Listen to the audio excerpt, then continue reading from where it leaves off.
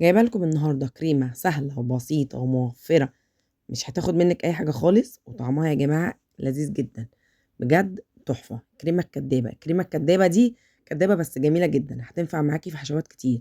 كنافه، قطايف، بما اننا بقى داخلين على رمضان ونحتاج حشوات مختلفه، هتنفع معاكي في حشوات كتير قوي. سهله بسيطه ما فيهاش اي حاجه خالص، هتحضريها على طول زي ما هتشوفي دلوقتي كده، وهتنفعك ان شاء الله في الشهر الكريم. كل سنه وانتم طيبين. يلا نبدا الوصفه ونشوف الطريقه، سهله وبسيطه جدا. يلا بينا نبدا. عندي هنا كوبايتين من الحليب او اللبن. نزلت كده جبت كسرولة اي حله، هنزل هنا بمعلقتين من السكر، هنزل بمعلقتين من الدقيق، هنزل بمعلقتين من النشا، ظرف فانيليا، وهديهم كلهم تقليبه كده على البارد قبل ما ارفعهم على النار، علشان مفيش اي حاجه تعمل تكتلات معايا. كلهم كده على البارد زي ما انتم شايفين. قلبتهم، هاخدهم بقى وارفعهم على النار، وايدي فيهم مش هسيب خالص، ايدي كده خالص مش هسيبها زي ما انتم شايفين.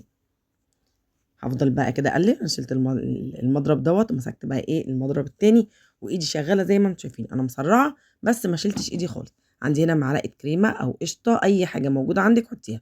قشطه، وش اللبن، كريمه، حطيها، بتدي برضو تيست عالي جدا في الكريمه الكدابه. بس عايزه اقول لكم هي كدابه بس جميله. وبقى زي ما انتم شايفين كده بدات تتقل معايا.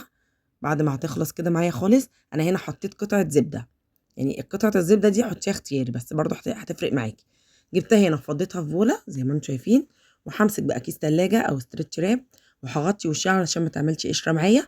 هتبرد معاكي تماما. هتبتدي بعد كده ان انت تضربيها بشوكه، بمعلقه، بمضرب، وتحشي بيها اي حشوه. كل سنه وانتم طيبين. يا رب كده الفيديو يكون سهل وبسيط وينفعكم كده في رمضان. اشوفكم في فيديو جديد، وسلام.